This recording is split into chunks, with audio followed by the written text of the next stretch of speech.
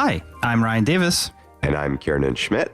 And this is Out of Office, a travel podcast. This seat taken. Hey, Kiernan. Ryan, you probably don't want me sitting in the seat next to this episode. No, I am double masked and I am moving 6 feet away from you because you've got COVID. It finally got you. I can't believe it. 2.5 years. And I really thought I was going to be one of those special flowers. And sadly, it even hit when I was traveling, when I was on a trip, and I had to completely change my plans, pack up the kids, get Catherine. We had to rush home, lock our door. We've been locked in. This is day 11.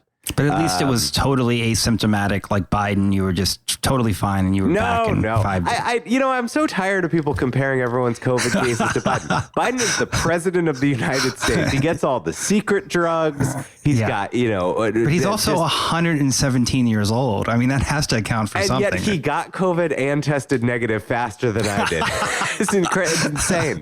He was out biking today. I mean, I was denied the antivirals. Too young and healthy, they said. I was like, look at me. I'm young and healthy. I had this sallow skin. I don't know what you're talking about. No, we all four of us in the household got it. It's insane how fast the kids bounce back. Like 24, 48 hours, they're like exactly themselves again.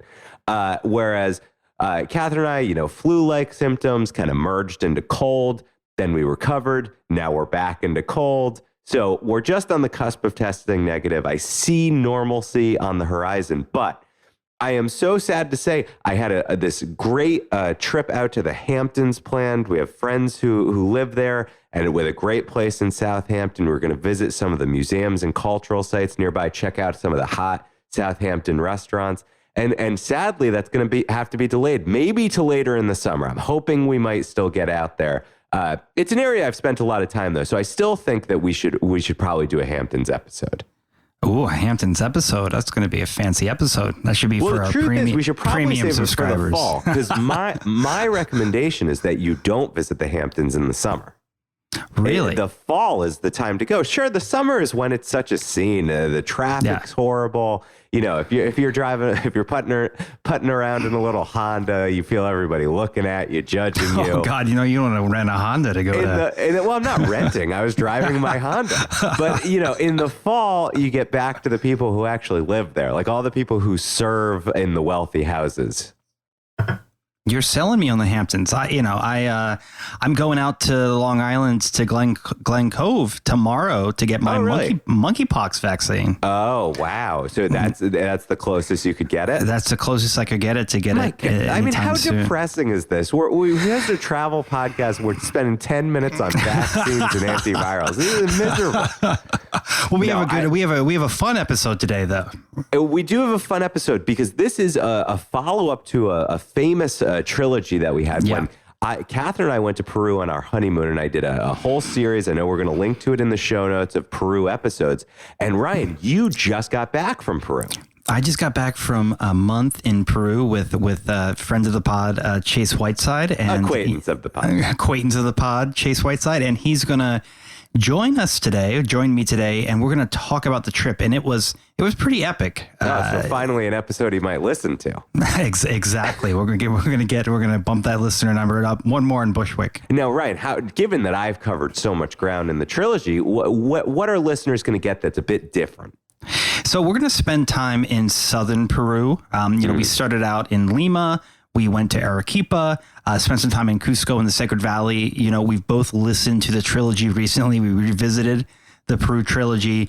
So I think stands up, right? Yeah, it does. It does. Yeah. Well, those monuments don't change too. They've been up for hundreds and hundreds of years. So the podcast should last a year at least. Well, and I think the biggest thing is you just really got out into the restaurant scene. That's the piece of the discussion I'm most excited for. Yeah, we were lucky enough to get to eat a lot. I put on my Lima 15. No, not that bad. But I was a little surprised because when I go visit Mexico City, I always come back, thinner and healthier from all my walking and my lighter meals. But Peru is not a place of light meals. And I had a lot of alpaca and a lot of heavy things. So you got your Arequipa 15. My Arequipa, exactly. That's really great. Well, I mean, listen, the food's irresistible. It's like it's a crazy food town. Seems like you applied a lot of the tips and tricks we've also mentioned on past episodes. We did whole episodes just on how to land restaurant reservations. You applied some of those tricks, went super hard at the social media managers, and actually landed the reservations. I mean, it's a little humiliating. You know, it's like, how shameless am I willing to be to get a Central reservation? Listen, very shameless. Beg. That's what it's all about. What skin is it off your back? The worst that happens is they say no. The best that happens is you get the meal of a lifetime. Yeah, we were really lucky with that one, and that is obviously one of the hot restaurants in the world right now. So it was fun to be there. This is like a key negotiation tactic. I've recently been advising a friend, a bit of a mentee. They're negotiating a new job description. She's not sure she's going to take it. And I said, once you've decided not to take it, go back and ask for a crazy amount of money and a title that's just ridiculous, because you've got nothing to lose. You're going to turn it down anyway. So maybe it's going to work. Who knows? Those are the perfect times to throw Hail Marys. So absolutely. Yeah. I mean, you do run the risk of alienating the social media manager at some point. So you gotta, like with you and Rick Steves, you've walked that fine line between stalking. It is a fine line. And it's time for us to get back in touch because, Ryan, we have been doing gangbusters here at the podcast because we've been lucky enough to be featured on the Apple Podcast Discover tool.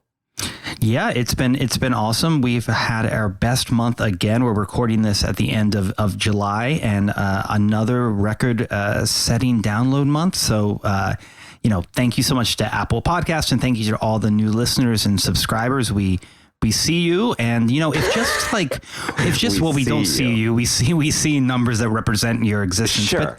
But if just 1% of y'all left a 5-star review, and golly, would that be great? That would be a game changer for us. So absolutely. When you think of little things you can do, that's pass it on, and we might even read it on the pod. Also, all the we see, it's a pretty common practice. Those who join the podcast, they go back through the archives and pick out the episodes that places you're interested in. A great way to do it. Don't miss the interviews. The interviews are great. One of my favorite is State Parks with Peter Kujawinski, who's a freelance writer. He wrote for the Times. And it's a wonderful conversation, one of my favorites in the archive. So don't skip those great interviews. Yeah, no, absolutely. We'll link to Peter's interview in the show notes. And I want to give a shout out to Virginia Ritz, who wrote us a 5-star review about a week ago on the old Apple podcast. So thank you so much, Virginia. And she enjoyed the Eastern Shore of Maryland episode, which has been I think an unexpected you're always grand picking slam. Reviews that praise your own episodes. This is really very tilted. And I also want to tease to the new listeners. Listen, we got a Gmail that we check all the time, outofofficepod@gmail.com. That's outofofficepod@gmail.com. Give us a hello. Sometimes people ask us questions, follow-ups that they have off a podcast. We'd love to answer more of those on this podcast. We almost always write back. We usually write back. You can DM us on Instagram. We answer those. We have people who ask questions. I'm planning a trip here. I listened to this episode. Do you really recommend this? What time of day this? We'll get back to you. That's how important you are to us. And look, I've been hearing from folks at the Instagram OOO podcast. It needs a little Kiernan love. You've got some national parks that we'd love to see posted. I'm getting DMs. I'm getting ats. People are like, where are the photos? You're the most active. Now, Ryan, I feel the need that we've got to get to your chat with Chase, because there's so much to cover in Peru. It's such a rich cultural center, and there's so much to update on past the trilogy. Yeah, no, I think it's time to take a very long flight and bring on Chase Whiteside to talk about Peru. Tell the cabin crew.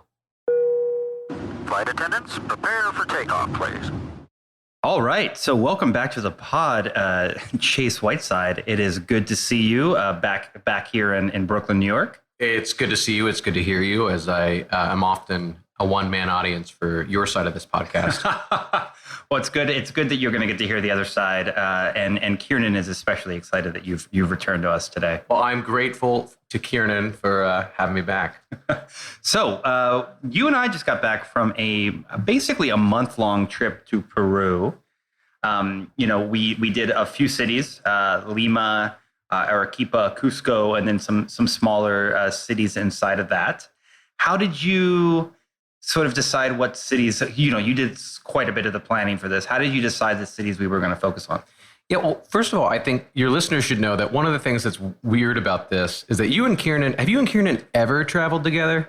We've done like day trips. Okay. Yeah. But you've not really taken a foreign vacation together or anything like that. No, although we are going to Mammoth Cave National Park in the fall. Well, that's great. I look forward to that episode. So traveling with you is full of all sorts of fun. I'm sure we'll have a chance to discuss those details more specifically.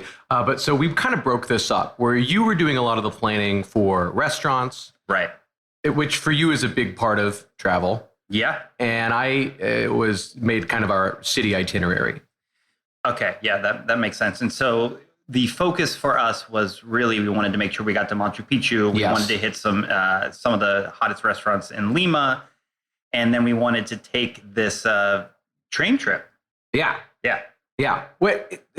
It's a splurge. Let's just say at the outset, this is abnormally luxurious for a trip that I think either of us would take. But it's also really cool. It's this world-class train and the only one of its kind in Latin America. And so it was necessary to board it in Arequipa. And so in addition to the capital of Lima, that's how we ended up with those three cities. All right. Well, let's start with Lima, which is the place we spent the most time. We both we started our vacation in Lima and we ended our vacation in Lima. What was your impression of Lima?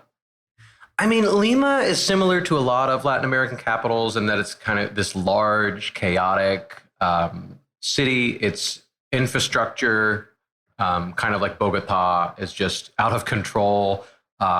There is traffic everywhere. There's a bus, a pretty elaborate bus system, but it looks as, overflowing with lines to get on. But it's also like the cultural center of the country because, something like some enormous percentage of the population of Peru live in Lima. And so there are people from everywhere. It's got a cosmopolitan restaurant scene, bars. It's a huge international city in that sense. And we stayed in a hipster neighborhood. Barranco. Yeah. Which is sort of like, in my mind, the sort of North Brooklyn of Lima. Yeah, I never like these comparisons. I don't like them when people make them about Condesa or Roma Norte in Mexico City. But it is definitely a neighborhood which has a sense of, there's a lot of the galleries, there's a lot of bars, there's a lot of fine dining. So if that kind of version of like, urban, upper middle class. And murals. There's a lot of murals. There are some murals. Yeah. I don't think it rivals North Brooklyn in that sense. Well, almost nothing does. Yeah. But yeah, I mean, it's definitely like a bohemian neighborhood. I mean, look, Lima is also a city of, more than 9 million people. So it's just big. And within it, you find neighborhoods of every different type. But definitely Barranco is one I would super recommend everyone go visit. And then the other neighborhood that tourists spend time in and that we were in for the second half of our Lima trip is Miraflores. Yeah, Miraflores. Which is sort of a fancier kind of neighborhood, global kind of neighborhood. It's definitely more international, right? It is the tourist neighborhood. Historically speaking, it's got, that's where you'll find your JW Marriott. That's where you'll find the hotels that people most commonly stay in. I don't know that it's fancy. I mean, like to the extent that they have to put like luxury stuff somewhere, I guess it's there, but most of it is not that fancy in my view. But these are the two neighborhoods that I spend the most time walking around. Yeah. We also went to the historic center, which is not a place that most people are going to stay overnight. No, I honestly, I wouldn't think. I mean, there are problems with safety in the larger part of Lima. That's true, obviously even more so for locals than visitors. But the historic center is really lovely. That part is, of course, totally secure. The main plaza is really beautiful, but it's not really a place you would want to stay. Yeah. You visit and you leave. Well, one of the cool things that we saw in the historic center is the convent of San Francisco. Yes, we did. Which I drug you to, and you were not as excited about. But I really love a good, crypt. Well, I think some context here is worth it. You said there's this beautiful church I'd like to see. You didn't even say which church, and you certainly didn't say they were catacombs. And so we find this church, and you're having me navigate for you. You're like, no, this isn't it. This isn't it. I'm like, what do you mean? We're in this big, beautiful church. For context, Chase speaks some Spanish. I speak a little Spanish. So, and you're like, this isn't it. This isn't it. I'm like, I don't know what you think you're looking for. This is a big, gorgeous church. Well, it turns out what Ryan was looking for was the bones of 20,000 people, which, I wasn't quite prepared for. So we go and we find the catacombs. This is a big Franciscan church. So within it, not only is there, this crypt, which is like something out of Indiana Jones, not the least of which is because they kind of moved the bones and redesigned them all in the 1950s to look especially... It's really Indiana Jonesy in like the sense that all the bones are arranged in sort of decorative patterns. Yeah. I mean, it's really strange. Yeah. And they even said, like, our guide even said, like, that was a mistake and he didn't think they should have done that. But now they're not moving them again, I guess. No. So within this, there's also this pretty, significant collection of Catholic art, some of which is off the wall. Yeah. And in fact, in one of Kiernan's episodes, he mentions one of my favorite paintings in the church, and that is of the Last Supper, but you've got them eating guinea pig instead of koi. Because as one of the Franciscan efforts to save souls in the New World, they thought, you know what, people, we gotta speak to them. They did the same thing in Mexico. They were doing similar kinds of stuff. So and that's why you have Jesus eating tacos there for the Last Supper. Not quite, but I do think the seeing the huge Last Supper painting that they've got there in the Basilica. I mean, and what is it, 20 feet? It's epic. It's epic. And then Jesus right before him and just some splayed open guinea pigs for the feasting. Delicious. I would have had a little alpaca on that table myself. Koi is delicious. Yeah. Koi. I ate koi in Cusco. In Arequipa. Yeah. Oh, in both. I think. In both. I probably ate more than one koi. And it's like a less meaty chicken. Yeah. It's like chicken you have to really work for the meat. Yeah. I've had it before. I had it in Ecuador. I had it here. It's not like, I don't think anyone's like, wow, I really, really want some koi, No. But it's lovely. It's not offensive. I mean, the worst thing about it really is just a little creature's face, the little rodent face. The little teeth face. Yeah, that they just kind of leave there on the plate. Yeah. So if that doesn't bother you. Well, everybody should try it if they're going to Peru. Absolutely. It's a must try. But I think alpaca is more to the sensibility of folks used to eating like venison or beef. We're going to get to alpaca. Yeah. One of the other things we enjoyed in Lima was Museo Larco, which Kiernan also mentioned, but is home to this massive erotic pottery collection. Yeah. Which Kiernan also mentioned. I believe you guys shared on your social some images from last time. So I guess this pod is just all about this. So erotic pottery is one of the themes of the Out of Office podcast. Yeah. Kiernan's always bringing us to penis museums and things like that. Yeah. Well, that, that tracks. It's in a really beautiful building, and beyond the exotic pottery, this is a collection of Incan pottery is really extraordinary. I mean, there are just rooms where they have, just 500 Incan pottery pieces just sort of on shelves. Yeah, it's a wild museum because it was a private museum that a family kind of slowly acquired and grew its collection through the decades. I want to say it started in like the 1930s, something like that. And they've accumulated so much antiquities that they basically got, archives full of them. And the archives, unlike the archives, say at the Met or some other museums, are unique in the sense that they let you go in and see them. What it does do, though, is it almost commodifies the work, because when you see a beautifully lit, described pottery of a certain type in a museum, you think, wow, what a special piece. Then you go to the archives and you're like, oh my gosh, there are 500 that look more or less the same. And so you get more of a sense of going into like a warehouse and industrially produced products than you do in a normal museum. Oh, it's funny because the Incas are known for their storage. Storage and archiving. And, So as a people, they had a tremendous amount of storage of pottery and clothing and weapons and food. So I feel like it's sort of in that spirit. You just got an incredible amount of pottery to see. One other thing I enjoyed in Lima was the Jade Riviera Museum and Gallery. And this is, Jade Riviera is a muralist who is in his early 40s, who travels South America, Central America, doing huge murals all over these major cities.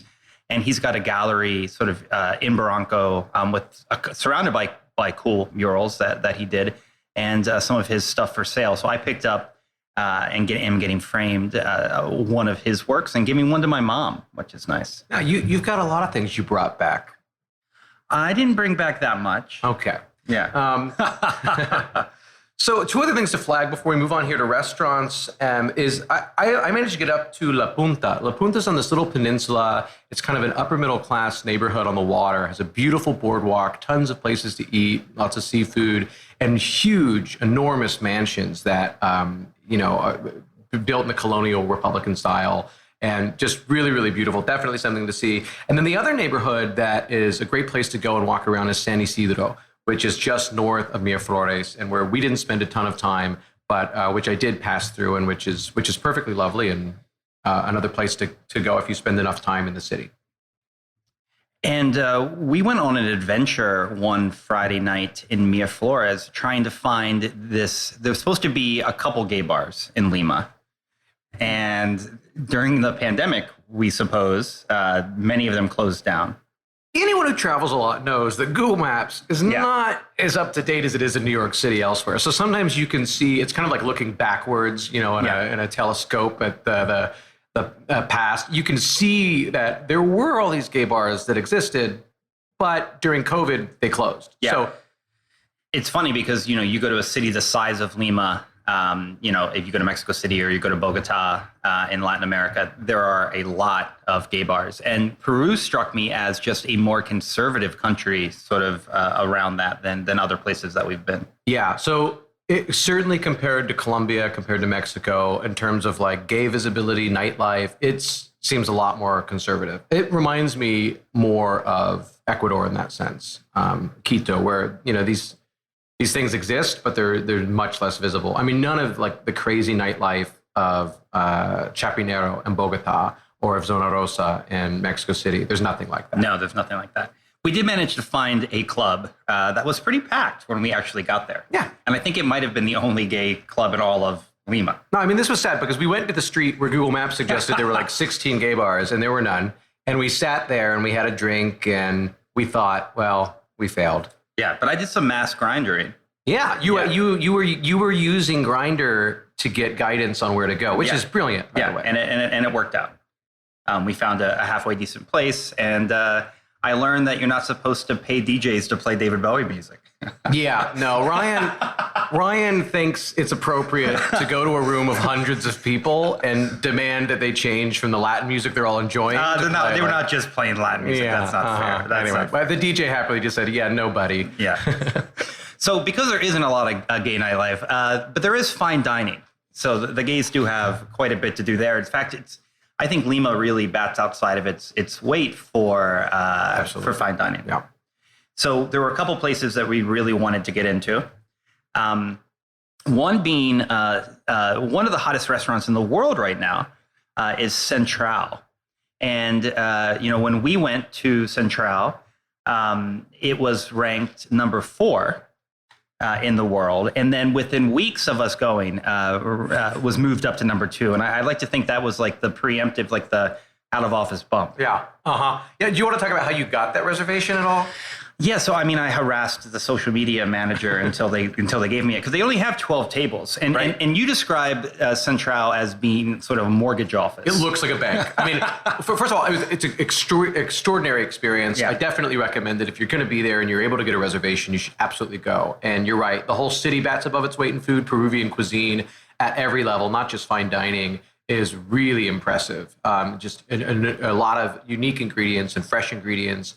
And Central is really built around that idea of like, let's use the things that we have native to Peru that aren't native elsewhere, right? And when we think of Italian cuisine, we think of tomatoes. When we think of Eastern European or Irish and the potato, those things came from Peru. They didn't exist to those cuisines beforehand. And Central is really a celebration of that diversity. It's totally worth it, despite the fact that its interior looks like a loan office.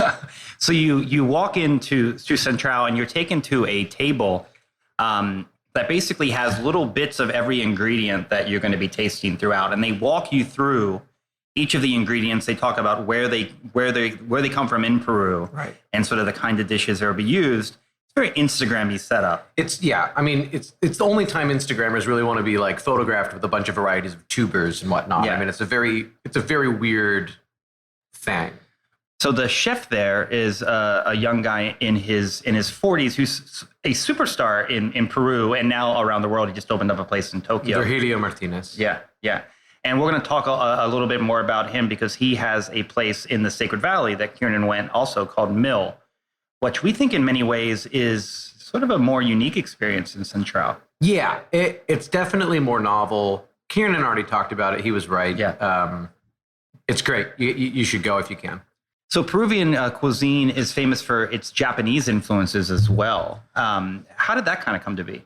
Well, at different points in Peru's history, there were not just Japanese, but also Chinese immigrants who were there to work, to build a railroad. There were different, those have their own histories, but they contributed enormously to the cuisine. And in the case of the Japanese influence on it, you can even think of things like ceviche as being evolved from what they were to using the more vinegary, using cuts of fish. Ceviche didn't necessarily even have to have or didn't have fish. And so Maido is really a celebration of that, of this Japanese Peruvian fusion. And this is one of the other big restaurants in Lima, also on the top 50 world list, and has a really interesting menu. And one of the things that I thought was fun about the menu is at some point during the meal they bring us out some cuts of salmon, and they proceed to use a butane torch to cook the salmon right in front of us. And I thought that was the weirdest thing. But I had that happen at a sort of a lesser restaurant in Lima a few days before, where I had ordered some beautiful salmon, and they brought it out to me, and I was about to eat it, and they came out and they just torched it with butane. So I feel like other chefs have learned some bad lessons from there. Yeah, I mean, it's something you have to do with finesse. And so because you told me the story of the sushi, they came up and they just torched it, and then you had to eat some like lukewarm. But then when they did it at Maido, it was lovely. It was just like a nice little crisp or something. Now that was a lovely meal, and that was sort of near the end of our vacation. So on the way out. And other influences that are a little more recent to the cuisine in Lima is Venezuelan. There've been Venezuelan food in restaurants as well in Colombia, here in New York. We're seeing this everywhere. And one of the places we liked most was Merito. This is also right in Barranco, and also has a great natural wine list. It's interesting because you kind of walk in and you're right in the kitchen. You're right looking into where the chefs are doing all the work, and they walk you right upstairs to seat you. And it's more straightforward than Maido or Central, which are more elaborate kind of tasting menus. This was a la carte, casual, really hip young crowd. We were the oldest and ugliest people there. Yeah. Well, that's that. Yeah. But everything was great. Definitely recommend. Another place I want to give a shout out to is Isolina. It's got classic Peruvian dishes. Here's where I really got to try a bunch of stuff that I enjoyed. In fact, I liked it so much from the time that we went for dinner that I went back for lunch. And one of the tips I'll give you is on the menu, they say everything is for sharing. But if you go by yourself and you ask for a half portion, they will do that. So I got 2 half portions of the second time I went. Really fantastic. Classic Peruvian food. It was great, but do you remember the strange thing we saw there? Was that the man who wore a mask the whole time and then took his mask down for each individual bite of food? That's the guy. He had a dining companion who was not masked. There was an outdoor space where people could eat if they didn't want to eat inside it. There was plenty of seats available. Yeah. And this guy, between each bite, would pull his mask back up. So one of the things about Lima is when we were there, they still had the vaccine. You had to show your vaccine card to go into a dining establishment. Yeah, only which you have to be vaccinated actually to enter the country. So for the non-vaccinated listeners of Out of Office podcast, maybe skip this country. But other cities did not care or ask about this. No. But in Lima, they were very strict. Yeah, they were very strict. And then one place that we both ate at, but separately, was this lovely Italian place, Manduco Restaurant Italiano. And this Manduco Ristorante Pizzeria Italiana. I don't know that he needs a pizzeria in there. I think he's just trying to hit all the Google expressions. Trying to hit all that. Yeah, you're probably right. Really small, cute Italian place run by this guy who's Sicilian, who moved to Lima to open the restaurant about 5 years ago. And after, I ate here on our second time around in Lima, and after sort of a month of Peruvian, it was nice to just have some classic Italian pasta. Oh, it always is. I mean, I feel anywhere you travel, sometimes it's okay to want to break. And, food is so international everywhere that it's easy to do, especially with Italian. Super cute. I think it's a great date place. Yeah, well, definitely. Most definitely. Yeah. Should you meet someone on your travels? So we got on a plane and we went to Arequipa. And Arequipa is known as the White City officially because it's made of so much volcanic rock. So a lot of the buildings are white, but you suggested there might be another reason for that nickname? Well, this was told to me by someone there that in addition to the fact that many of the buildings are white, this was a loyal to the crown city. It is historically conservative.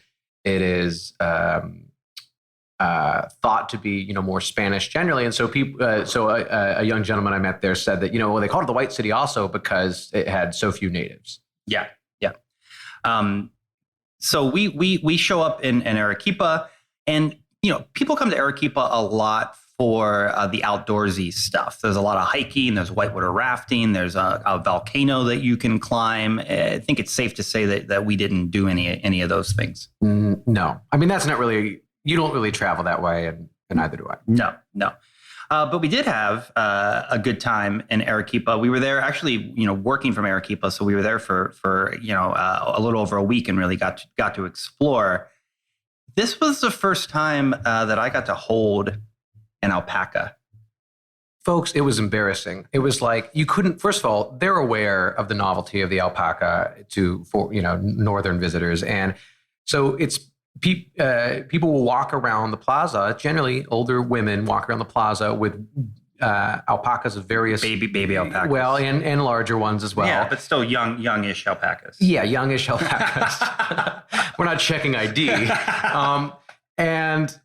Like Ryan at one point, I think, gave someone like $20 American to pet one. I mean, it's like insane. Yeah, we'll post a picture of me holding the alpaca. It's about as happy as I've been in the last 3 or 4 years, I think. I mean, they are adorable. They have this kind of innocent but lost look on their faces. And the thing is, you love to hold them, you love to pet them, you love to feed them, but you also love to wear them and eat them. So there's something interesting about just how many things this one animal can fulfill for you. Yeah. So alpaca wool, well, not alpaca wool, alpaca hair. It's okay to say alpaca wool. Yeah. So alpaca wool is incredibly popular in Peru, and it's used to make all sorts of blankets and clothing, but there is a bit of a fake alpaca situation happening in the markets in Arequipa and Cusco. Well, alpaca is a fine fabric, right? And it is exported for, sweaters, which will retail in the United States, for $200, $300. It's very much like cashmere in that sense. It's not quite as soft as cashmere, but it's also warmer than cashmere. And so the idea that you would go there and be able to buy it really cheaply, well, they're like, no, we can export it and sell it and make a lot of money. So what's happened is they've created this fake alpaca. I think people can imagine these designs. They have kind of stripes and patterns within them. They look kind of big poncho kind of things. Well, they don't even have to be that. They could be more muted styles, but they're acrylic. Most of them are acrylic, and that's why they're actually so cheap. And you claim you can tell. You can absolutely tell. Yeah. You can absolutely tell. If you just put real alpaca next to what they're selling, it's obvious. But there's a lot of little alpaca stores. I think Alpaca Soul was the one we ended up buying some sweaters in, where they sell actual real alpaca. And we would recommend, instead of just going to the market, where you will probably get something that if it is alpaca, it's very minimal alpaca. Yeah. To go to one of these specialty stores. I mean, markets like this for me almost, and this is true in Mexico as well, they sell the same knickknacks. Yeah. You see the same stuff everywhere. You really liked the one of like 4 alpacas crossing Abbey Road. Oh yeah, there's an amazing T-shirt of the alpacas crossing Abbey Road. There's a T-shirt. Oh, they made alpacas do everything. They made alpacas do everything. Yeah. And the first time you saw it, you thought, wow, this is such a novelty. Maybe I should get this. And By the 50th time or the 2000th time we saw it. Yeah. And so I think that knowing that alpaca is a fine fabric, you should expect to pay a little bit for it if you want the real thing. It's not cheap, and it's not cheap there. Yeah. If you're not paying, $40 or $50 or more for, minimum, then you're not getting real alpaca. Yeah. Another thing that struck me about Arequipa, it's got a gorgeous plaza where there's a bunch of sort of mediocre restaurants and bars that overlook it, where you can get good views of this incredible church. But I just thought people drove like they were out of their minds. It's like a city with no stoplights or no stop signs. And basically, everywhere that you walk, you've got to just sort of trust the cars are going to slow down or not hit you. Did you find that to be sort of a weird experience walking around Arequipa? I found it to be discordant with the rest of the experience, which is to say, Arequipa is this kind of sleepy town, very sunny because it's up in the hills. It reminds me something of like Cuenca in Ecuador. It's got the beautiful colonial architecture, that beautiful large central plaza with trees. It is really kind of the center of life. And then yes, there are these little cars ripping and zipping through everywhere fearlessly, and to cross the road is perilous, sometimes even in the most popular pedestrian crossings. Now, I thought that was pretty much true in Lima as well. There was just so much traffic that no one could really get very far. Yeah, I remember walking to one restaurant where we were on a sidewalk that was so thin. That's bonito. Yeah, that if you had just kind of looked the wrong way for a second, you would have fallen into your it. nose might have been knocked off. Yeah, exactly. So in general, I think like so many intersections have no stop signs, have no lights. They just figure it out. Yeah. Now we drank quite a few pisco sours. Yeah. In Peru, Arequipa has it's apparently a chain because there's one in Cusco, something called the Pisco Museum. Now you would think that a bar called the Pisco Museum, they'd be interested in talking to you about pisco, but we didn't really find that to be true. No, funny enough, you can go to any hole-in-the-wall place and, some bartender will happily walk you through his favorite piscos and what he thinks about it and the different types. And, we thought, this is something we're interested in. I don't know if your listeners know, but you like to drink. I do, yeah. Yeah. So anyway, we go to the Pisco Museum thinking, well, this will be nice. They'll really have variety and want to talk through it. But no, it's really not a museum at all. It's just a bar, and maybe not even a great bar. It was expensive, and I think we asked them a couple of things about pisco, and they were like, I don't know, people like the pisco sour. Yeah, those piscos were not memorable at all at the museum. But we did have a couple really good meals in Arequipa. One of the places I'd like to point out, which I think is one of the best meals that we ate in the whole country, is chicha, which was a sort of traditional Peruvian place. And this is actually where I got to eat guinea pig for the first time. And just the quality of the whole establishment was fantastic. The service was great. The food was great. The pisco sours were great. It was a real sort of special place in a city that I think is sort of limited in its dining options. Yeah, I mean, the city is limited in the dining options only insofar that it tends to mostly be pretty classical Peruvian food. Most of the places are very casual, kind of even maybe like lunchy kind of food. It's worth pointing out that this chef, whose name we should get, this chef is oftentimes considered who brought modern Peruvian fine dining cuisine into the international view. So he's like the Enrique of Peru. He's like the Enrique Oviera of Peru. That's right. And so many of these chefs that are being celebrated now really look back at his successes as being foundational for the restaurant that they've built. Yeah, so if you are in Arequipa, we recommend that, if you're in there only for a few nights, that would be one of the top places that we'd recommend that you grab a bite. And, it's the restaurant of Gaston Acurio. Another restaurant I really liked, classic Peruvian, was a place called Zigzag. And it's a little 2-story place. It's where I ate alpaca for the first time. In fact, the alpaca you remember that potato dish with the cheese? Oh, yeah. Oh, my gosh. That was so fantastic. So you walk in, it's a lovely little place. It's got this sort of circular staircase that goes up to a second floor. Really, another really special meal and one that I'm going to remember from Arequipa. Yeah, and really a great place to try alpaca presented as a cut of steak. So it's not really mixed in with anything. You just get a really well-prepared cut of meat. And we had a meal that was sort of astonishingly not memorable, and in the sense that it was not good, but it was one of the weirdest tasty menus I've had in years and years. It's sort of one of those things that you see every once in a while on Twitter where the chef's just kind of gone out of control. It was honestly one of the weirdest and most comical dining experiences I think we've ever had. Yeah. I mean, it made me think of like, what's that British show about the hotel, like Faulty Towers. Faulty Towers. Yeah. It really felt like we were living in a Faulty Towers. Like if John episode. Cleese was running a fine dining restaurant, it might sort of feel like a this. fine dining restaurant with aspirations to be kind of like a forward-thinking experimental tasting menu. You know? So it they was had this ambitious and really bad. He's definitely eaten at Central, and there's like there was like something like 10 courses. They were out of wine and most liquor for whatever reason. Yeah, we couldn't actually get a drink the whole meal. We barely drank, so we had nothing to say to each other. So it was like we asked for wine. I said, "Oh, we've just got these wines that they had like on display, like almost as decoration." But they had a big wine list, but none of those wines. I don't know why they gave it to us. And then we were like, you know what? We'll just do martinis, thinking this is fine. And by the way, they had martinis listed on like this cocktails. They were like, you know what? We actually have no vermouth. Yeah. I mean, it was just like one kind of thing after another. We couldn't even drink beer. They didn't have beer. Yeah, they didn't really have much. They didn't have much. Yeah. And mind you, this is one of the most expensive meals, bafflingly, one of the most expensive meals we ate. Yeah, it was. And I don't want to say the name of the place. Yeah, we're not going to say the name. Yeah, but if you come across a weird tasty menu in Arequipa, skip it. Yeah, if you come across some clandestine restaurant that you just think, skip it. Yeah, skip it.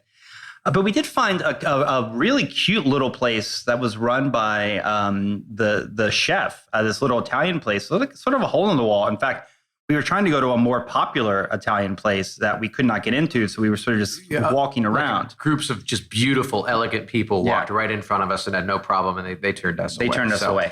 But you like to find a little Italian place in every city you go to. I love Italian. I know. Yeah. And so this was your place in this. And I'll tell you what, this was a total success. Absolutely. Run by the chef. He was also the waiter. He's also clearing your tables. There was probably 4 or 5 tables in the whole place. In the Spanish guy. Yeah. Just moved there, and it had only been open for 3 weeks when we were there. So maybe it won't be there, but it's called La Tasca. La Tasca. And I hope it's there when folks go, because it is when you've eaten a lot of heavy alpaca and guinea pig, it's nice to have a little pasta now and again. Now, if you're looking for cultural things to do in Arequipa, I think we found 2 really excellent museums. The first one is quite famous because it holds the body of this woman named Juanita. Well, her name wasn't really Juanita, but we call her Juanita. She was a girl who was sacrificed by the Incas. How many years ago? A long time ago. So she was sacrificed by the Incas like 500 years ago. So it wasn't that, it was maybe 100 years before the Spanish had actually arrived to the Arequipa region. So it wasn't, she's not by any stretch the oldest, mummified remains ever found. But what's interesting about it is that they were able to analyze her stomach contents and, evaluate her hair and determine that basically she, in her final months of life, had been treated like royalty, previously had not been, but had been treated really, really well.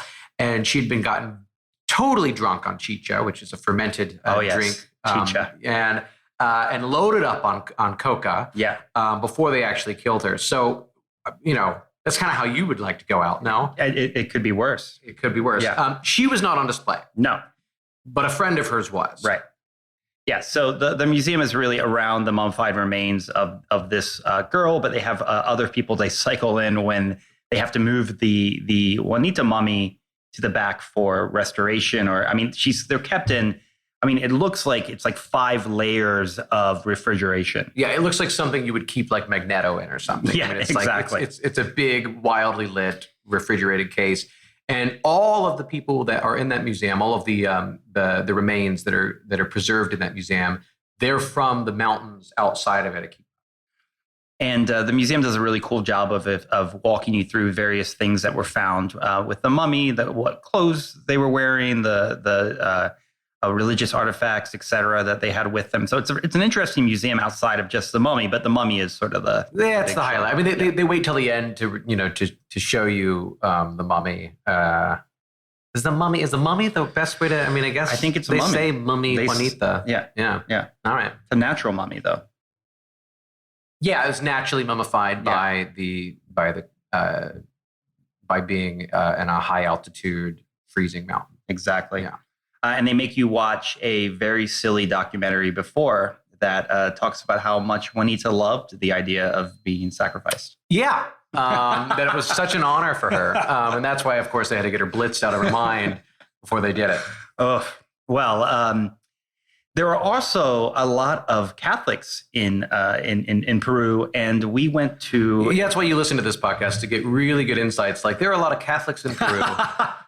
Well, we went to another monastery in Arequipa, which is an active monastery that's been built over several hundred years. So there are Monasterio de Santa Catalina. So one of the unique things about this monastery is it's been built. It has several different periods of architecture, but it's massive. And we had expected to go on this little tour that was going to take a half an hour, but all of a sudden you were going through multiple, just hallways and rooms and upstairs, kind of overlooking the entire city.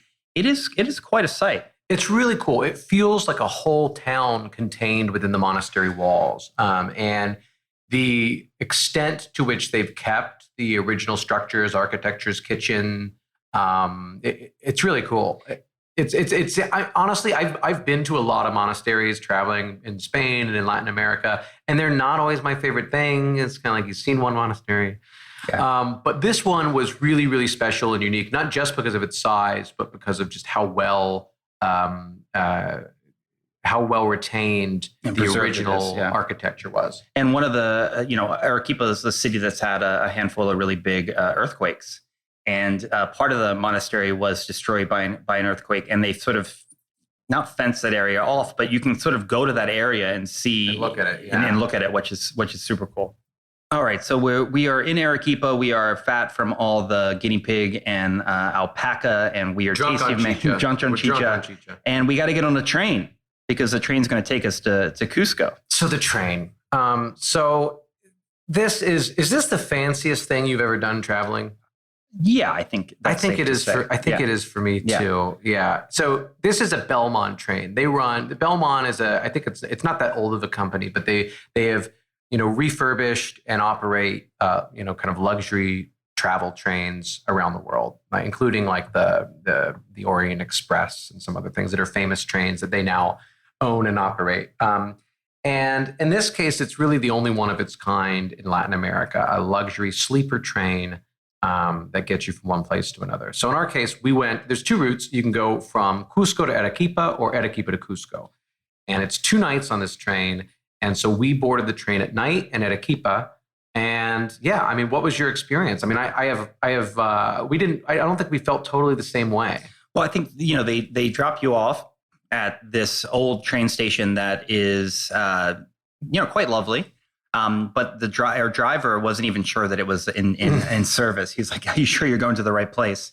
Because we had our bags with us and everything. Yeah. We're going, and he's like, "I think that's just like a historic museum," And we're like, "No, it's the right place." Yeah. So you go there and you sit down, and unlike Amtrak, we have to wait in a line to check in. They bring you drinks and they kind of get you started on the evening, and you board the train on a red carpet, which is a nice touch. Yeah. It's a beautiful old train, manufactured in Australia, shipped. They were very proud of the train. Yeah, and they should be. It is really gorgeous. The train is gorgeous.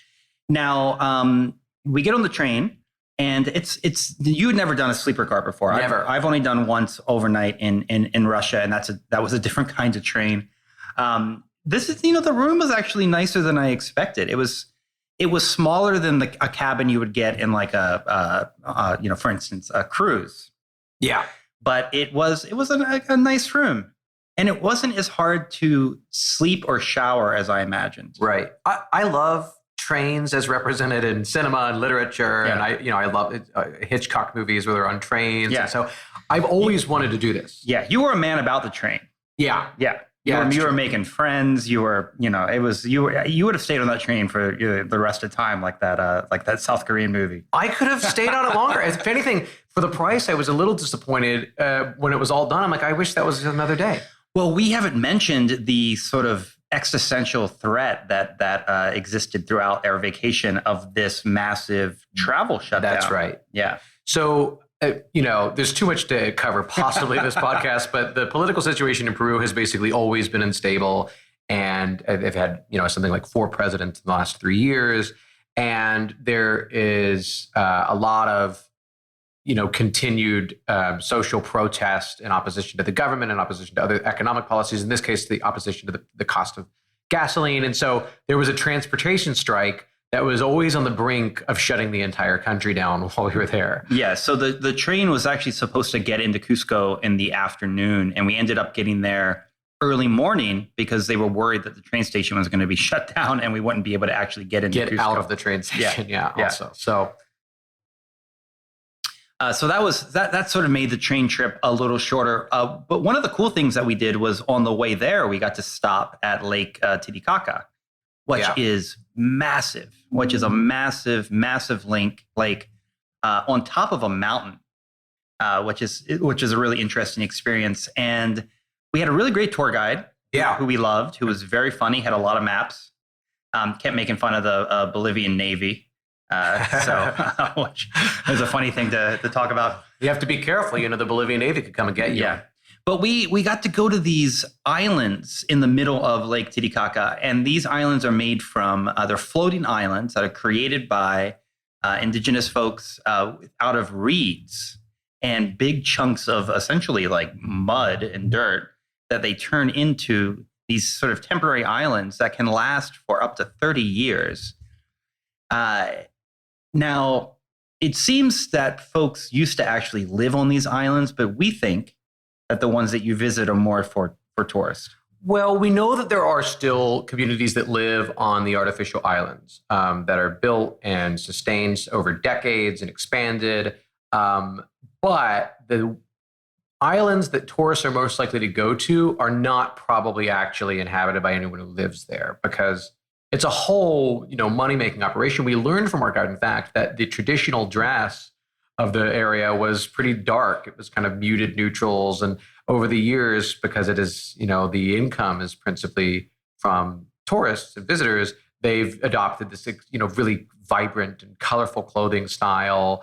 And, most folks in that area, the guide said, he told us, and I've since read a little bit, they work in the city, they work in Puno, they work on land, they have normal jobs. And so that are not, just fishing or something that, they're not living on the land and necessarily in like the kind of romantic sense that sometimes I think people imagine for places like this. So I think it's predominantly tourists. But we did learn from him in successive reading that there are still people who live on these islands on a farther part of the lake. Yeah, and I think this is something I'm probably going to unpack with our guest on the next episode, Kim McQuarrie, who's traveled extensively around these islands. So, but definitely an interesting thing to see, even if it's not the most authentic experience that you can have. So we get to Cusco. Now, Cusco is a tourist city. It is a city just, an incredible amount of international tourists everywhere, and it's made for tourists. Yeah, I mean, I think it's worth pointing out that Cusco's got this extraordinary history. I hope you talk about. Yeah, no. Cusco was the capital of the Incan Empire. Yeah, effectively, yes. Yeah. And so it, and that's the reason it's become such a tourist destination. Along with, as many people who lived there pointed out to us, really the placement of Machu Picchu on the 7 Wonders of the World list, whatever that list even is, and then the rise of Instagram, they credit as having just really taken what was already a heavily touristic economy and made it like the only economy. Yeah, you get to Cusco, and you're going to see a lot of tourists and a lot of places built for tourists, coffee shops, et cetera, that definitely don't feel like they're used by locals. Some of my initial impressions of Cusco was holy shit, that's a lot of stairs. There are just so many stairs. I mean, to get back to our hotel, which was a lovely hotel built on the ruins of Manco's palace, one of the original emperors of the Incas. Yeah, and not just the hotel, but of course the Church of San Cristobal. And in fact, that whole area is called San Cristobal. Most people, if they stay, closer to the central plaza, will not be doing quite the uphill trekking that we had to do. Yeah, in fact, where Kiernan stayed was where we had our best pisco sours. Kiernan stayed in a Marriott, folks. Yeah. Kiernan is all about his points. This is actually a really, really, really lovely building, which has original Incan walls. Yeah. And so to sit in this bar, dark as it was, and have one extraordinary Incan wall. And by the way, I think Kiernan talked about the Incan walls, but to refresh people, the Incan walls had no mortar, were these huge stones, very thick, that in some cases we're not really sure how they transported or moved them around. Because they didn't have the wheel. They didn't have the wheel. They didn't have beast of burden to justify the wheel also. No, the alpaca's not going to pull you out. So they're just, the precision of them, it's extraordinary. The cutting is the thing that's the most, how do they cut these stones? And some of them, and there's one in Cusco that's sort of famous, the 12-sided stone, but you see a lot of similar stones. Yeah, no, the 12-sided stone, it seems like just some guy made it up in front of it to charge tour tickets or something. Yeah, but it is definitely that wall that the 12-sided stone is on is cool because it's incredible. Yeah, on one side you've got this incredible Inca construction, no mortar, these stones that sit together in ways that you can't understand, and then directly across from that wall is from the wall built by the Incas is a wall built by the Spanish, and it's crumbling, and our guide said that one was built by the Incas and one was built by the Incapables. Yeah, so like Incapaz, and so one was built by the Incapaces, which I thought was really funny. But it is funny to see these walls that are hundreds of years, if not more than that, newer, that are just crumbling that the Spanish constructed right across from the 12-sided stone. But so this bar at Kiernan's favorite hotel, we had a bartender there, and it was really something. No, I mean, it was like he was amazing. He was amazing. It was the first time that I had the pisco sour with the coca leaves. Yeah, which was really exciting for me. Well, you were coca nuts. I did go kind of coconuts. We went to this terrible coca museum, which I wouldn't recommend. Well, it was a cocaine museum. Yeah. That was, but they are coca. They like coca in Cusco. In fact, a lot of people use coca to help overcome their altitude sickness. We used, which is specious, as I understand. We used modern medicine, which seemed to work well. Yeah. But the coca pisco sours at the Marriott that Kiernan stayed were excellent. I mean, this guy was just like, he was a showman and a bartender. I mean, it's amazing if you have a month-long trip. And one of the things you remember about it is an individual person at a bar. I mean, I don't know. It's not common. Yeah, no, he was world-class bartender. Great bartender there, absolutely. Yeah. Another funny thing about Cusco is the flag of the state of Cusco is a rainbow flag. Yeah, and it is almost identical to the original gay pride flag. But it is not the gay pride flag. In fact, it predates the gay pride flag by a decade or so.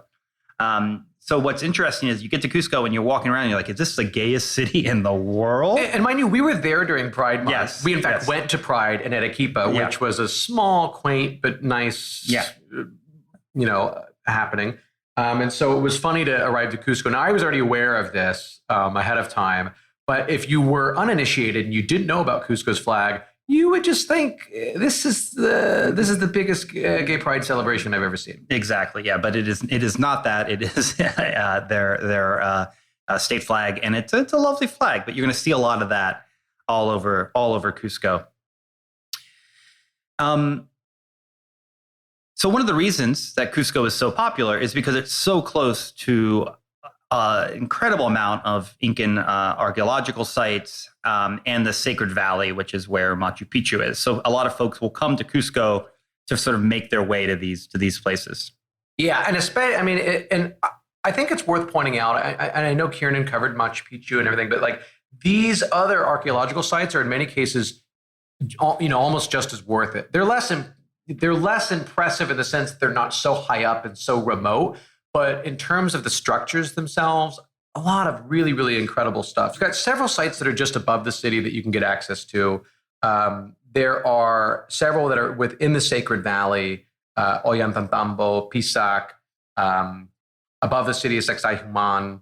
And there's a pass that you buy, and this is a really necessary thing to do. This is a big piece of advice, is you buy the visitor's pass that essentially gives you access to all these various sites without having to buy all these individual tickets. Yeah, it's called the Cusco Tourist Ticket, which is, it's pretty plain branding. You've got to actually buy it from a government office just off the central plaza, the Plaza de Armas.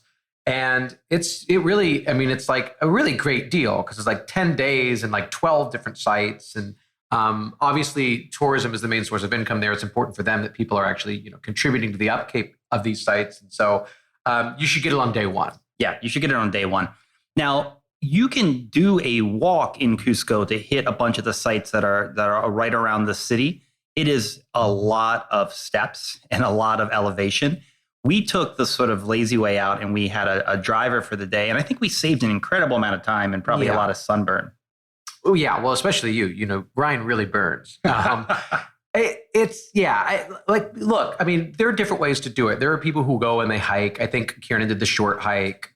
There are people who do the longer, fuller Inca trail for days and days and days. Additionally, these other sites, you can kind of hike along different paths to them. We didn't do that. No, we didn't do that. We didn't do that. No, we found it really easy to hire, brilliant, fun, talented, professional drivers who took us around. Now, when you're going to actually go to Machu Picchu, you need to take, if you're not going to do the Inca Trail, you need to take a train to get there. The trains leave from Ollantaytambo, which is a town that has its own archaeological site. Yeah, and I think outside of Machu Picchu, this was one of the most impressive sites that we saw. It also happened to be the site of one of the great victories the Incas had against the Spanish. The Incas had this incredible young ruler named Manco at the time, who led sort of the initial fight against the Spanish. And, he started out in Cusco with this incredible siege where the Spanish had taken control of Cusco. And his forces were there, and they were actually based in Sacsayhuaman, which is one of the sites right above. Sacsayhuaman. Yeah, one of the sites right above Cusco. You'll see, and then they retreat to this other city, and so you can see that site as well. And really incredible thing to see. And so you can sort of do that on your way to the train to Machu Picchu. Yeah, and there's even a little town there. It's a very touristy town, but it looks like fun. We didn't stay there, but maybe we would have. Yeah, it was sort of happening. It was less sort of built up than Cusco because but it seemed to have sort of a vibrant sort of tourist life, which could have been fun.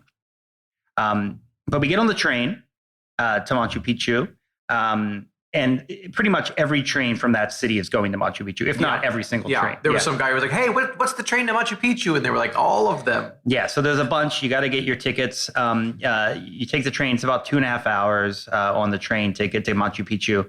Or get to the city where you're going to take the bus to Machu Picchu. One thing I want to flag, and we were a little confused with this, is when you get to the little city outside of Machu Picchu, you need to buy a bus ticket. So the first thing you got to do, you get off the train and you find the little bus station and buy your bus ticket. And the buses leave, every 5 to 10 minutes to get you to Machu Picchu. But you're gonna have to take the bus there if you're not doing the Inca Trail. There's no other way to get up the mountain. Yeah, and what's not obvious about it is that you have different companies that basically handle each of these parts of the process. So you've got to buy your entrance to Machu Picchu from the government. You have to buy a train ticket from one of I think 2 operators. And then there is a kind of monopoly on the bus that actually goes from Machu Picchu town up to Machu Picchu is just a private company that is the only company you can buy these tickets from. And so there's like a sign which just says like bus tickets. It'll look like a scam. Yeah, but it's not. Yeah, it does look like a scam. It is, but it is the only way to get your bus tickets. And the bus going up, it's not like in the U.S. Where they have a lot of rules about guardrails on roads and things like that are going up mountains. Because boy, was that a treacherous up that Herman, up the Bingham Boulevard. Yeah, it's terrifying.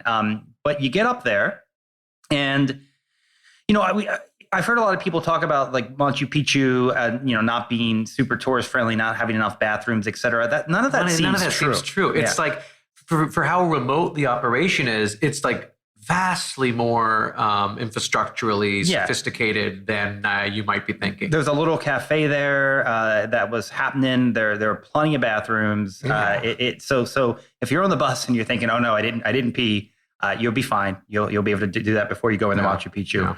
Yeah. And we got a guide for Machu Picchu, and I think you said it was, if I remember correctly, you said we want to get the most handsome guide available. Was that? Yeah. Well.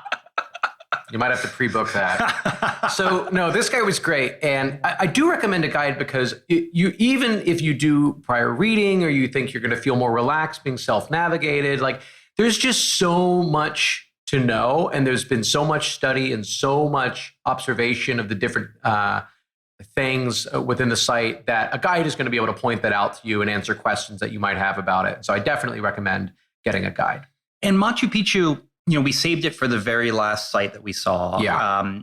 And I was almost worried that I was going to have a little bit of like Incan site fatigue, because we had seen like 8 other sites in the 3 or 4 days prior to that. But Machu Picchu is as extraordinary, and the mountains and the way that it's situated. It is just an incredible place. Yeah. Yeah, it really is. And in fact, if anything, I wish I could have stayed more time there. Since COVID, they've basically made the routes one way. You have to select. Be careful which route you pick, by the way. There's 4 different ones. And I know that we were with people who got, a worse route. You want to go the long, high route. It's like Alta Larga. I think it's route 2. Because you want to be up and see, you want to be able to see everything. They have other ones that they sell that are, for folks who maybe can't walk as well or whatever it might be. But you want to be up top and to see everything. And I, if anything, wish I would have spent more time. Yeah. The one annoying thing about this site and every other site is Instagram. Yeah. No, Instagram is really annoying, and people do 2 really annoying things. The first is this pose where they spread their arms and they look like they own Machu Picchu or whatever ridiculous. The site is. The other really annoying thing is every doorway. Every doorway is just a line of people waiting to get their pictures taken in this particular doorway, to the point where people are just blocking doorways. Yeah, you can't move through different, and this isn't just at Machu Picchu. This was at other sites that we went to as well. You cannot, like, the normal flow of traffic is completely stopped because someone's got to get 16 photos of themselves in different poses in a doorway. I don't know what's so magical about a doorway, other than people who are bad at composition have something to work with, but like it's obnoxious. It's terrible tourist behavior. And I loved our guide though. He was just like, we can pass, right? I'm like, yeah. I wanted to make sure we didn't want a photo on the door, but then he just walked right in front of him. Yeah, once he realized we were not going to take 40,000 photos, he was much more comfortable and talkative with us. Yeah. Trying to think. He was a good photographer though. Yeah. We have a great. Yeah, I'll post a photo of us. It's quite good. You and I dressed as New Yorkers in sweaters and jeans and alpaca sweaters. Yeah, that's true. Thank you very much. That's true. We wore these shoes that had no grip whatsoever. We're walking up a mountain. But listen, people are nuts. First of all, obviously, this is traversed by a number of tourists every day. They have made it. It's very safe. These are very safe trails and stuff. People are up there with their walking sticks, being told they can't take their walking sticks. Of course, you can't take your walking sticks. Yeah, the amount of walking sticks we saw with people doing like little day things. What is this aesthetic? People dress up like they're going to, they're climbing Mount Everest. I'm like, you're taking a bus. Like. You're not Indiana Jones if you're taking a bus Indiana Jones. to an hour tour. Yeah, leave your hiking gear at home. You don't need it. You don't need it. Yeah. Going back down to the town, Aguascalientes, this is the town where the bus goes to and from. I think you could mostly, there are people who stay at Aguascalientes. I can't see why you would want to do that. No, we had a cute little meal on the way out, but it wasn't that memorable of a place. No. Yeah. Yeah. So So that sort of wraps up our trip to Peru. We ended up just flying back to Lima. We luckily avoided the strike, so we were able to do everything we wanted. But Chase, is there something that you missed in Peru? We like to call it a reason to go back. Something that you missed that you'd like to go back and see next time? I mean, Peru's big, right? And it's got coast, it's got the Andes Mountains or the Sierra, and it's got jungle with the Amazon. And we really did just the south of Peru, right? And not even all of it, of course, because there is so much, but we did Lima, Arequipa, and Cusco. I would love to go back to do the north of Peru. The culture and the food shift somewhat, to go to Trujillo, to go to Cajamarca, Piura. And I would also love to go into the Amazon to go to Iquitos, which it just looks incredible. So to me, the reason to go back is that there's just so much more of Peru that we didn't get to see. And I made a couple friends in Lima. I want to go back to do the hike to the last capital of the Incas, sort of the Neo-Inca Empire. So the Incas, after their battle losses, they sort of retreat to the city. And what's interesting about the city of Vilcabamba, which I'm butchering, of course. But what's interesting about this place is that it was actually not discovered too long ago. It doesn't have as much of a tourist infrastructure. So to actually get there, you have to do a hike. Vilcabamba.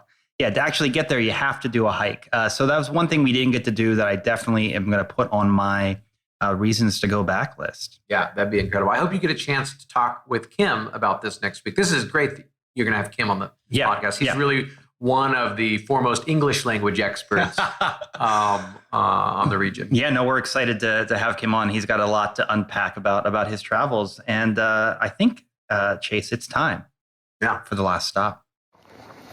Ladies and gentlemen, this is the last stop on this train. Everyone, please leave the train. I have to say, Ryan, now I did a long, sweaty trek to earn my way to Machu Picchu, and I climbed all those stairs. You know that huge incline that you have to get up there. By the time I got up there, I was exhausted. You mean after the bus, that bit that you walk up to the visitor center? I didn't take the bus to the visitor center. I walked up that full thing and I saw the buses going up the switchback saying, why am I paying this tour? No, it's worth it. You're going to feel like you're as strong as an Inca if you do one of the treks. If Chase hadn't have been there, I would have done the classic Inca Trail. I would have done it. Just a bottle of water in a dream. I'm sure he really had to bend your arm back to make you take the cushy train. No, I really did want to walk in. I looked out and I saw those backpackers all sweating and covered in mosquitoes. And I said, gosh, I wish I was out there with those folks. Now, no, you don't get mosquitoes. You're up in the mountains. That's true. Now, Ryan, we're here in the last stop. This is your favorite segment. It's my favorite segment. It's popularly known as the People segment. It's the final segment of the show. That's why it's called the last stop, last, final, the synonyms. And it's a moment where we come together as a community, and where the rest of the show, we can be hectic and we're trying to make each other laugh and be entertaining. Here, it's a moment of peace, a moment of sharing, a moment of community, because you and I each bring something that we give to the out of office village that we have founded here. And there's only one criterion that the thing must meet. It can be anything. It can be a story, could be a piece of gear, could be a memory, could be an article that you've read, but it must inspire the spirit of wanderlust within us, even during the workaday week. So Ryan, I have to ask you, as I ask you every episode, do you have a last stop this week? I do have a last stop, Kiernan. I was, looking around for articles on travel that were not about airline disruptions, which was difficult because pretty much every article right now is about how terrible it is to fly. But I found something, like a fun little article from CNN from July the 1st about a man named Tom Turchik from New Jersey who just completed, he's the 10th person in the history of the world on record to complete an entire walk around of the world. And before you say that's not possible, clearly it's not. In the article, they talk about how he flies multiple places to continue walking, but it's, it was like a 7-year journey. So it's a lot of walking, but I don't know that it actually counts. But it's pretty, it's pretty cool. And he did it with a dog, which I think is kind of lovely. Huh. And he walked, from basically New Jersey to Panama. That was the first. That's the first sort of stretch, which is quite a walk when you think about it that way. It is a real walk. And he adopted the dog sort of somewhere on the way in Texas. He picked up a dog. He's like, it'd be fun to have a dog. But after all that walking, they asked him on CNN, where was the most difficult place that you traveled? And he said Wyoming was the most difficult. It's desolate out there, he says. Sorry, Wyoming. He said, it totally caught me off guard. I came back to the U.S. thinking I'm back home. It's developed. This is a piece of cake. And he said, I may as well have been in the deserts of Chile or Peru. So that is that is his view of Wyoming, which I say that I've never been to, but you are quite a fan of, I know. No, I haven't been to Wyoming. You've never been to Wyoming? It feels No, like national haven't been parks to out there. Well, Ryan, those are home of Yellowstone and Grand Tetons, a place that I have planned a trip no fewer than 3 times and had to call it off at the last minute. The last one because there was a total eclipse happening, and Yellowstone was one of the best places to see it, and thus there were no rental cars to be found within hundreds of miles, and I had to call it off for lack of rental car. Well, I hope that you don't plan a trip and then get your second case of COVID right before Yellowstone. It's very likely we could call off trip number 4. So did you bring a last stop with you this week? I did indeed. I've talked from time to time about travel and leisure. I'm a subscriber. I follow the social media feed. It's a little bit more premium. It's usually travel catering to the sort of wealthier among us. And, they always have like these extremely beautiful photographs that look almost a little too photoshopped. But I enjoy reading it, and I get some good tips from Travel and Leisure. But I have to say, there was an article that was published this past week that really pissed me off.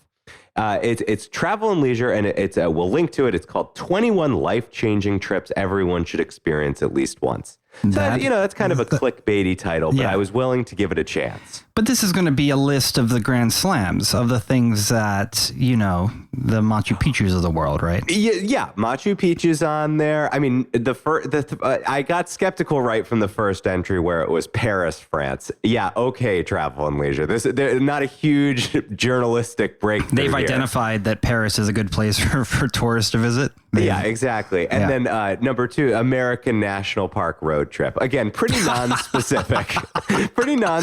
That sounds like your perfect, vacation of a lifetime. But the point just a random trip to they recommend Yellowstone and the Grand Canyon. This really felt like a Travel and Leisure freelancer who had a deadline, who was like, oh God, what can I just what dreck could I put out today to just fill the feed? And it really lost me on the next 2. Egypt. You didn't even say pyramids of Giza. You say it further on, but when you're putting whole countries in, but the one that really tipped me over the edge and lost me on this article and makes me bring this damning takedown of Travel and Leisure to the podcast was it put India as one of the must-do trips. India is a third of the size of the United States. It is, and that includes Alaska as part of the United States. It is absolutely humongous. The diversity of culture, of food, of geography, of experiences you can have in India. I just think it's so non-specific as to be completely useless. We would never do an episode that was so 30,000 feet, 50,000 feet, 100,000 feet that this article doesn't move me forward at all. Nobody's going to read this and go, you know what? I should go to India. I wasn't convinced. We got to fill up an hour, so we can't do things like India, visit the Taj Mahal like that. That would be a short episode, right? They also have, it's so lazy. They do say to take this train that I've been reading about. This sort of train that stops at all these different, I got, train crazy from my Peru trip. Yeah. Your cushy train that Chase made you go on. Exactly. No, cushy New York train tours, that I'm interested in. Cushy train tours. There's a Scotland one that Catherine and I have had our eye on for a long time. But those train tours get really expensive. Those like luxury trains. It's usually like $1,000 a night per person. And you have to book so far in advance. Yeah. Too. Yeah. The one in Scotland that we went, you have to dress formal for dinner every night, including a kilt. I mean, how good would I look in a kilt? Chase did dress formal on the train we were on. I dressed in like, a Brooklyn hipster. Did he wear a tux? No, he didn't wear a tux, but he it wasn't a tux kind of thing, but it was, people are dressy at dinner. Well, as much as I was looking to travel and leisure, you typically spark the spirit of wanderlust within me. In this case, this clickbaity stuff, I don't know. I might have to pull this subscription if I keep seeing material like this come out. Let's get more specific. Let's get more off the beaten track and unexpected. I don't think it was a revelation to anybody that Paris, Italy, and India are places you might want to consider taking a trip before you die. Well, we're not going to have that blogger on. Now, Ryan, what are we talking about next episode? So I am so excited. Next episode, we have best-selling author Kim Macquarie on to talk about a couple of his books. One we're going to focus on is Life or Death, which is all about the Andes Mountains and his travels over 20 years to a bunch of different places. He wrote the book I recommended last week, The Last Days of the Incas, and I am super excited to have him on the pod. Oh, it's gonna be a great episode. I really am on the edge of my seat for this one. It's gonna be fantastic. Well, until then, I'm Ryan Davis, and I'm Kiernan Schmidt, and this is Out of Office, a travel podcast. The seat taken. Oh gosh. I remember, Ryan, when I came back from Peru and you were making fun of me. A trilogy for Peru. Now you're booking guests. You're doing recap. We're going to become a Peru podcast.